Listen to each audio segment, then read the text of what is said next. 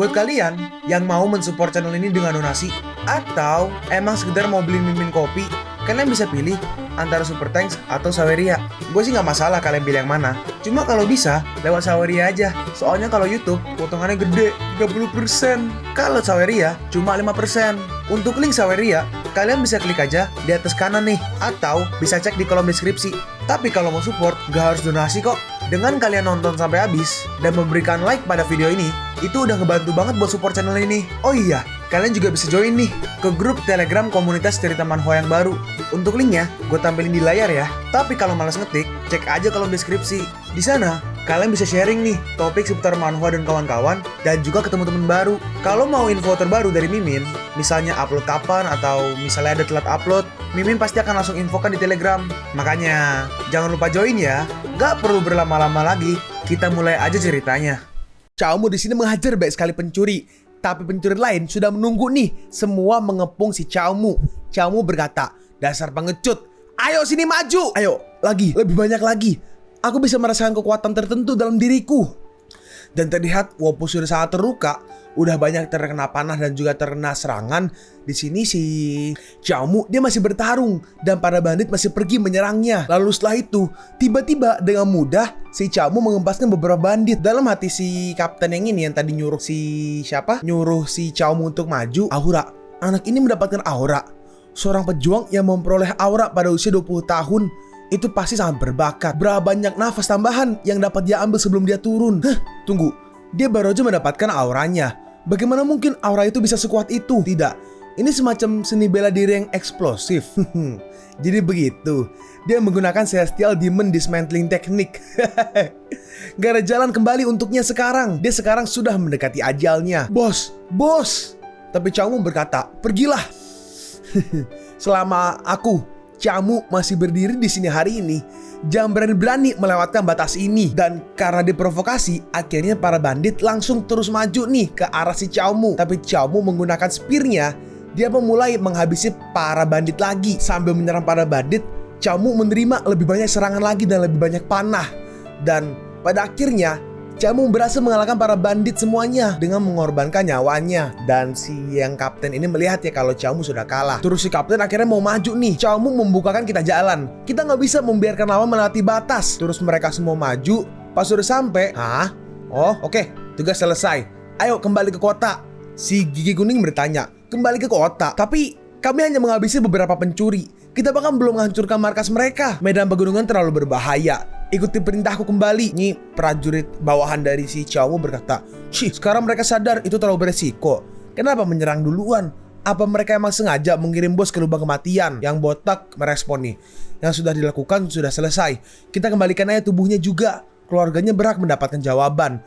Ku dengar dia mempunyai saudara perempuan yang buta dan hanya dia yang dia punya. Istirahat yang tenang, bos. Dan di sini ya seperti biasa Chaomu hidup lagi gitu kan. Dan ternyata kita lihat ya, level kematian B, poin skill 25, sisa poin skill 19, poin skill terpakai 30, batas kebangkitan 7 hari 4/5. Ability-nya ada punch aura lanjutan 100%. Terus gak kelihatan semua sih, cuma kelihatan ya ada ahli 100%.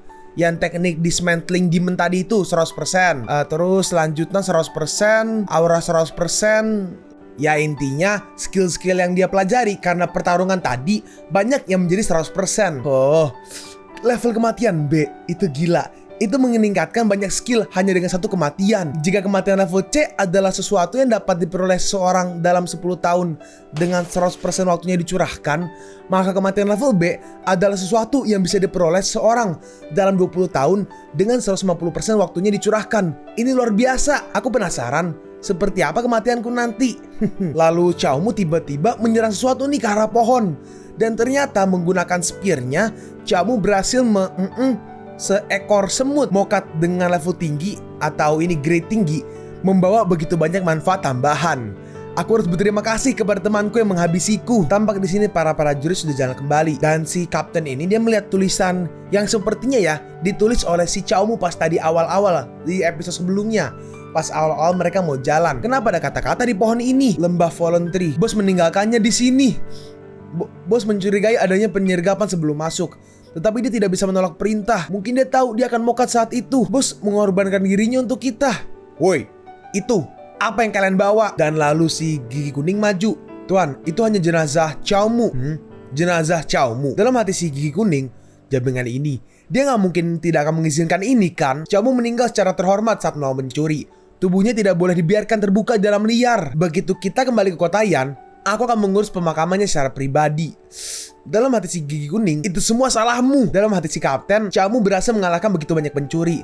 Namun, semua pujian itu akan jatuh ke tanganku. Aku benar-benar harus berterima kasih padanya untuk itu. Semoga ada lebih banyak lagi anak-anak sembrono ini yang bergabung dengan tentara. Mungkin Tuan akan mempromosikanku. Oh iya, bukankah Chow Mu punya saudara perempuan?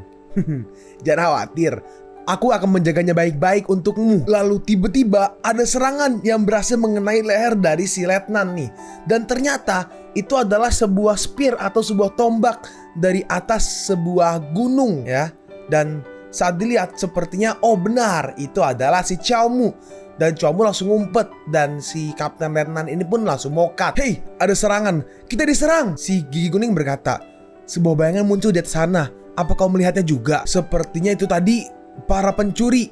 Benar, itu pasti mereka. Hei, para pencuri sudah kembali. Mereka sangat kuat. Ayo kita mundur. Gila, Letnan Chow adalah prajurit level 8. Dan dia bahkan tidak merasakan seranganku.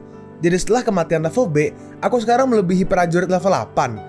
Dan juga aku bisa mengendalikan Celestial Demon Dismantling Technique dan menggunakannya saat aku melepaskan tombak yang mengakibatkan lenganku patah, tetapi tidak membuatku mokat. Pengorbanan diri ini skill yang benar-benar dibuat untukku. Ditambah lagi aku menghabisi Letnan Chow. Para prajurit ini pasti akan mencari siapa yang menghabisinya, dan aku akan mokat lagi. Terus tiba-tiba, hei, para pencuri kembali, ayo mundur. Loh, mereka lari. Ada apa dengan mereka? Padahal aku sudah mengaturnya. Tunggu, itu bukannya tadi suara si Gigi Kuning? Dasar gigi busuk. Aku berkorban untukmu dan kau tidak membiarkanku mokat. Saat kau berteriak, semua orang mengira pencurinya adalah yang menghabisi Letnan Chow dan bukan aku. Terus sekarang bagaimana caranya aku meningkatkan level kematian? Tapi pencurinya dari sini. Bagus sekali. Bagus. Ayo sini. Nggak ada satupun keluarga Chow yang pengecut. Aku tidak akan sujud padamu, dasar pencuri. Dalam hati si Chow Mu, aku udah setengah lumpuh dan mudah dihabisi. Ayo habisi aja aku. Dan saat mereka lihat Chow Mu, mereka ketakutan. Loh, mereka bingung, bukannya tadi Chow Mu udah mokat. Dia hantu. Hei, kau sudah mati kan? Aku menembak panah tepat ke arahmu. Tapi Chow Mu langsung mengejarnya nih. Jangan takut, Chow Mu memang sudah mokat. Aku kakaknya, Chow Lin. Hah? Apa bisa dipercaya? Chow Mu berkata, maksudku kau menghabisi adikku Chow Mu. Aku di sini untuk membalaskan dendam. Tapi mereka berdua, si pencuri ini, si bandit masih ngobrol nih. Yang kiri berkata, dia memang terlihat lebih tua sih. Dia juga menghabisi komandannya sendiri. Yang kanan merespon, kau percaya padanya? Dia hantu yang menginginkan hidup kita tahu. Ayo lari secepat mungkin. Tolong ampuni kami. Berhentilah mengikuti kami. Dan di sini mereka udah sampai nih di kumpulan pencurinya. Itu, bos, tolong ada hantu. Dalam hati Chow Mu, raja pencuri. Terhabisi oleh pencuri memberiku level kematian B. Jika aku terhabisi oleh raja pencuri, itu pasti akan membuatku naik tingkat berkali-kali. Hei, raja pencuri, Song He, aku di sini untuk membalaskan dendam saudaraku. Chow Mu pun menghampirinya. Kau si raja pencuri Song He kan? Hahaha. Prajurit, namaku Wang Song He, si raja pencuri. Wang adalah nama belakangku dan Song He adalah nama depanku. Di sini Chow Mu hanya diam. Terus si Song He, si raja pencuri, tiba-tiba batuk-batuk tuh. Dalam hati si Chow Mu, dia lemah. Dia pasti berpura-pura kan? Seorang bawahannya bandit berkata, bos, dia bilang dia Chow Lin, saudara dari prajurit Chow itu. Dia juga menghabisi si letnan. Oh, prajurit Chow adalah pria pemberani. Saya menghormati itu. Kau telah menghabisi Letnan Chow. Kau cerdas dan berani. Apa Anda tertarik dengan bergabung dengan kami di Gunung Timur dan mencapai hal-hal besar bersamaku di masa kekacauan ini? Chow Mu bertanya, kau ingin merekrutku? Bukannya karena kau hanya takut aku akan membalas dendam karena kau telah menghabisi saudaraku. Kau tahu, karena terlalu banyak di dunia ini menjadi buta dengan mana yang benar dan mana yang salah. Itu masuk akal. Tapi seorang prajurit hebat harus hidup tanpa penyesalan.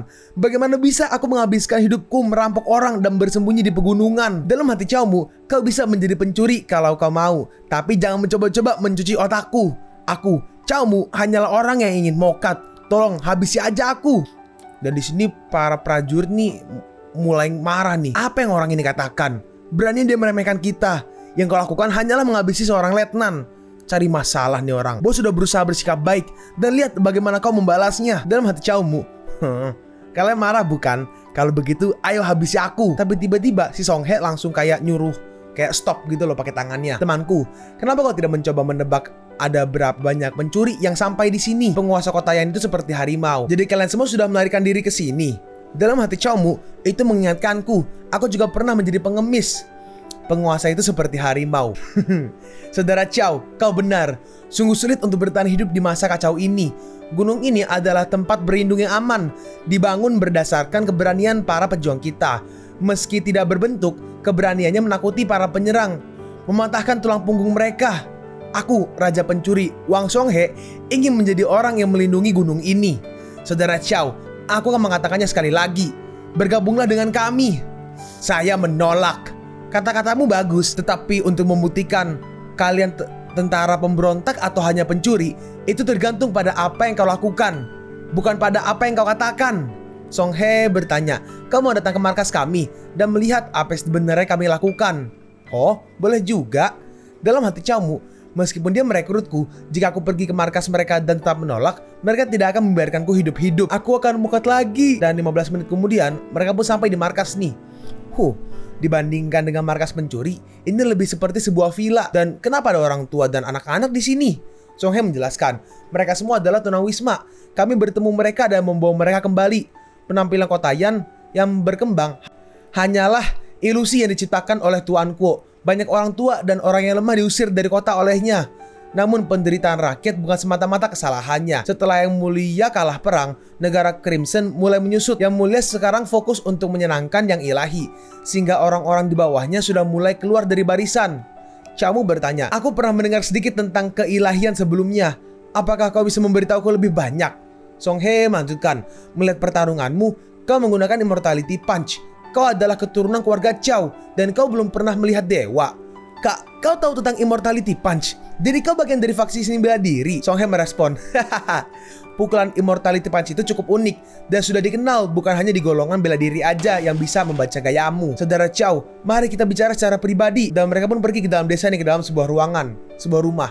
Ini adalah makhluk ilahi. Chow Mu bertanya, sang ilahi? Song He menjawab, bukan. Ini adalah seseorang yang dilatih untuk menjadi makhluk ilahi. Dalam hati Chow Mu, aku merasa dunia ini hebat. Aku merasa seperti aku telah menyia-nyiakan waktuku untuk berlatih sebagai seorang pejuang dan bukan orang bijak. Ada kesenjangan keterampilan yang besar antara pejuang dan juga orang bijak. Apakah teknik Iron Crotchku bisa bertahan dalam pertarungan? Song He berkata, para dewa dan kita manusia sebenarnya adalah ras yang sama. Tetapi Tuhan terlalu angkuh untuk mengakui hal itu. Mereka mempekerjakan manusia untuk menanam tanaman dewa dan menerima orang-orang percaya untuk mendapatkan dukungan. Namun mereka tidak pernah benar-benar memberkati seseorang, melainkan hanya melihat mereka sebagai pekerja belaka.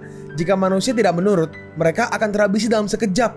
Lucunya, banyak manusia bahkan tidak menyadari hal ini dan terus bekerja untuk Tuhan sepanjang hidup mereka. Dalam hati Chow Mu, jenis tindakan kapitalis macam apa ini? Aku merasa seperti aku sudah mengalami ini di dunia terakhirku. Dan aku jadi marah. Keuntungan yang lebih besar berarti resikonya juga lebih besar. Jika aku ingin mendapatkan level tertinggi, sepertinya aku harus menantang makhluk ilahi. Apa yang akan sistem katakan jika aku melawan dewa? Aku harus... Tiba-tiba di sini Chow Mu pun maju. Hei, Shaolin? Chow Mu berkata, aku terlahir bebas. Siapa yang berani mempekerjakanku? Dan saat menyerang, di sini ada muncul sistem nih. Dalam hati Chow Mu, aku akan melanggar hukumnya. Habisi aku dengan petir jackpot. Di sini, si Chow Mu menyerang, tapi dengan cepat. Berhenti! Ternyata menggunakan sebuah pedang, si Song He menerbangkan pedangnya dan menahan serangan dari si Chow Mu.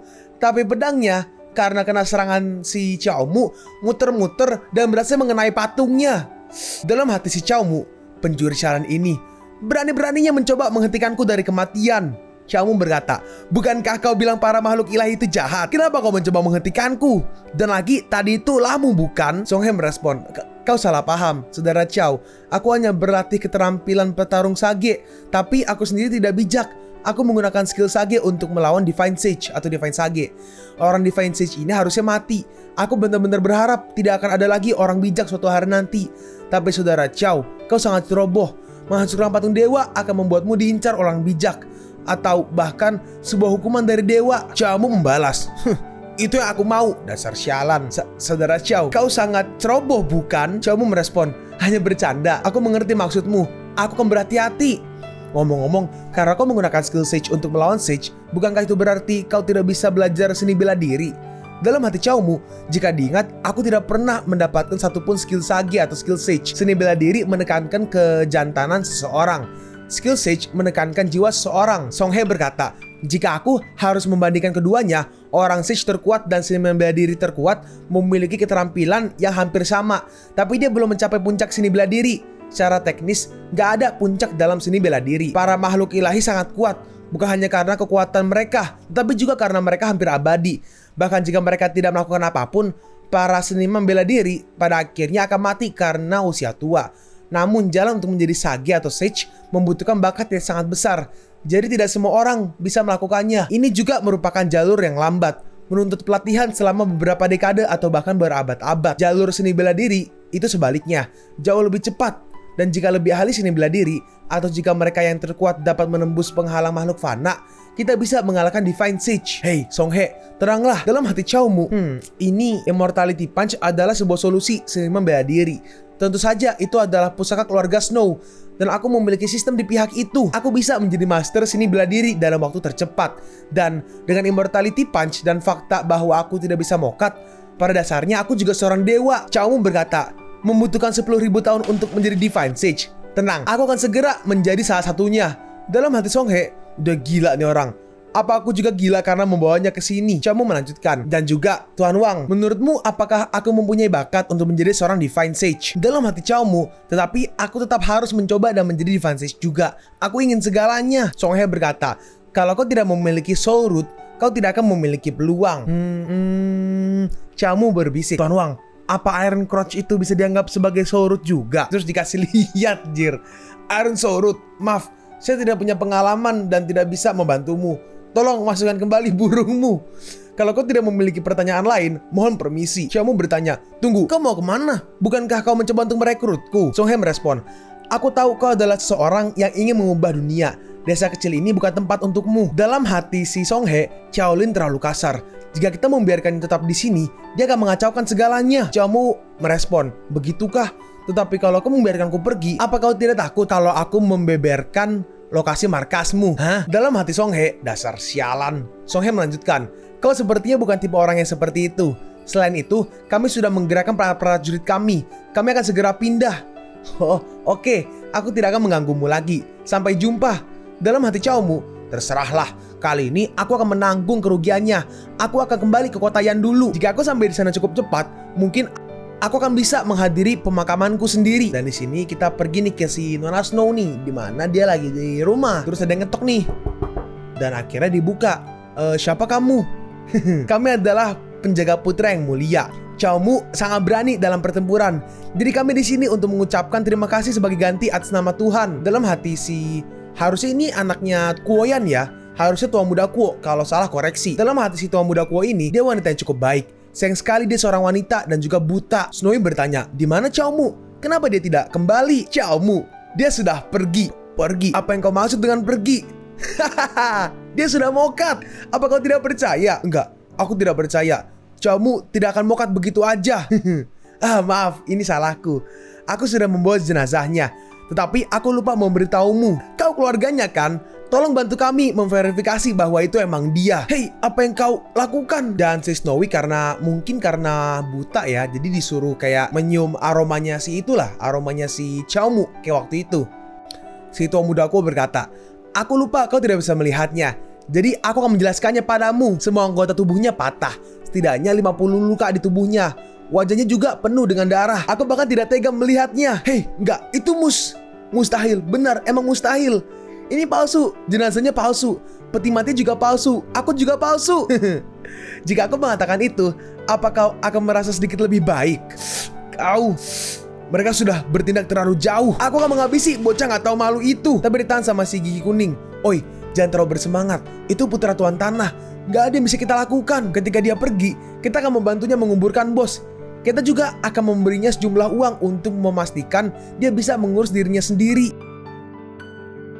Kalian pun sampai di penghujung video ini. Kalian mau tahu lanjutan chapter ini? Atau manhwa menarik lainnya? Makanya, jangan lupa subscribe biar kalian gak ketinggalan kalau gue upload video baru. Jangan lupa like, komen, dan share ke teman-teman kalian supaya channel ini bisa lebih berkembang ke depannya. Segitu dulu dari video cerita manhwa.